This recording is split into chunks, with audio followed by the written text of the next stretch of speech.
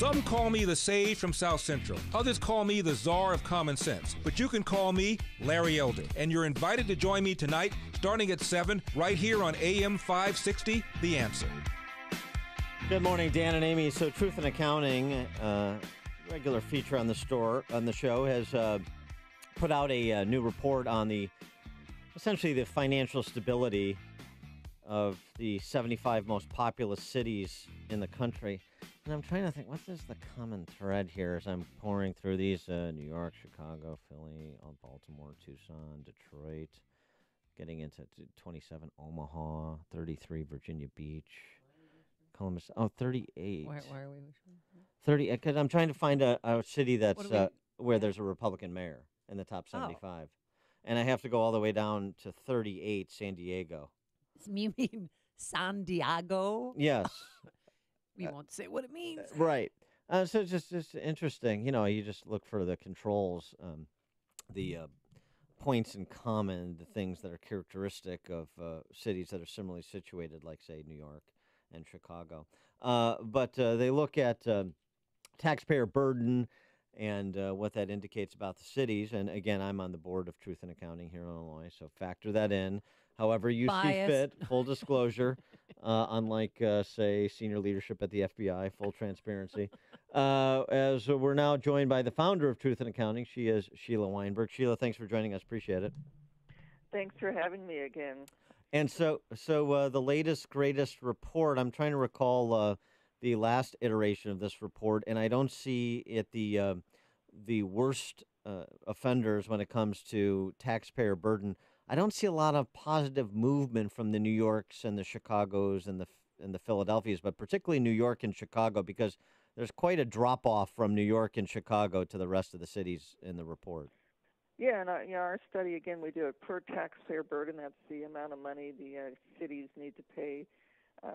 The taxpayers are going to have to pay to come up with, to get the government back onto a sound footing.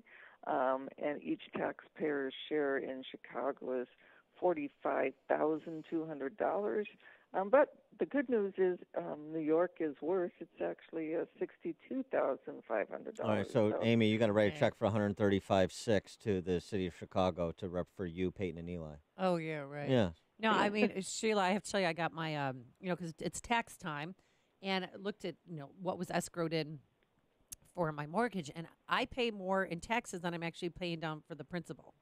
And it is mind-numbing. And I think a lot of people are having sticker shock right now because everybody's property taxes went up, and there's always the fear of it going up again. Do you see that happening in the near future? Well, again, if you're in so much debt, you're going to have to pay it somehow.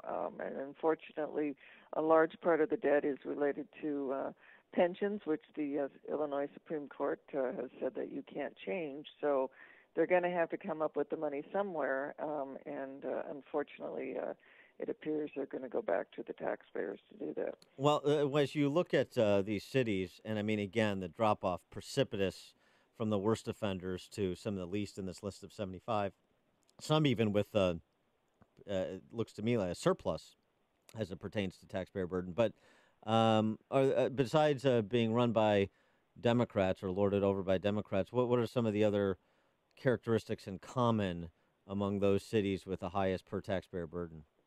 Well, we find that their budgeting is flawed, and with most of those cities where they go ahead and promise benefits, especially pension benefits, without paying those and putting money aside to fund those.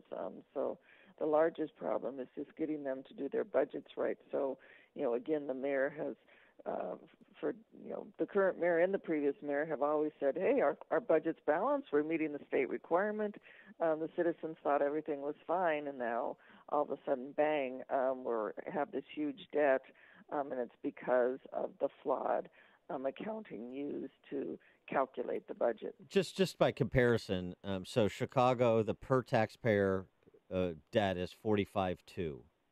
Houston, which is a city that's similar in size as well as similar demographically, it's a quarter of that. It's $12,100 per taxpayer. Really? So, it's one of these things we talk about a lot, which is, you see some of the same problems anywhere you go, but there's something qualitatively different happening in Chicago that's not happening in the rest of the country, including major urban centers throughout the country.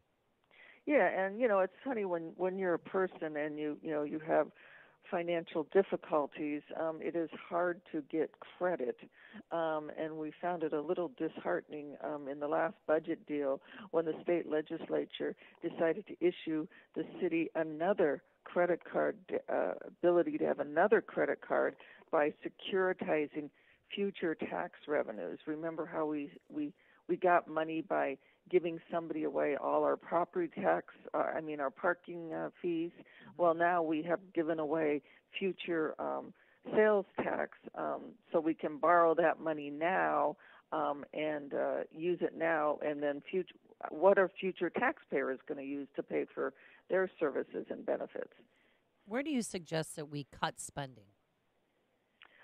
Well, at Truth in Accounting, we go ahead and we try to get these numbers out there. I'm glad you asked the question because now we know that you understand that there is a problem, and then we leave it up to the politicians and the citizens to decide where to cut it. If I went ahead and had policy decisions, people would say, "Oh, well, you're making Chicago look bad because you have a certain agenda behind those numbers," and we don't have an agenda besides let's be truthful in getting and so the citizens really know what's going on. And with respect to pensions, since you're a financial professional, you can read these balance sheets. You understand the complications with the unfunded liabilities and the kind of shell game that's played to push off a reckoning for a day or a month or a year more. When you take a look at the city of Chicago's balance sheet, is it the unfunded liabilities with respect to, say, the police and fire pensions that are the most jarring to you, that are the greatest cause of concern, not just in terms of what needs to be paid to fund them, but also their precarious position in terms of solvency? Yeah, what we found is that the city needs $40 billion to that's the money they need and to cover previous bills that have been incurred, and the largest of those bills is the pension plans at $36 billion. So that's the problem. Again, they have a balanced budget requirement, and that has a tendency to make it so they can't hide. They can't. If you're writing a check, it's hard to hide that I actually wrote a physical check. But if I can promise employees benefits, the employees earn them as part of their compensation. But if I can decide whether I'm going to pay the pension plans or not pay the pension plans, the politicians have a tendency to, if I don't have to pay into the pension plans, I could use that money for other services or benefits that might get me reelected, or I might be able to not raise taxes until later. So let's go ahead and just not fund those pensions because that's a tomorrow problem. Yeah, it's a tomorrow problem, and I have today opportunities. Right? No, I get that. $36 billion in unfunded pension liabilities. That's about almost 5 times the city's annual budget. Give us scenarios in which you could ever pay up on those unfunded obligations. I mean, what are we talking about in terms of our policy options without making a recommendation? Well, the mayor has taken,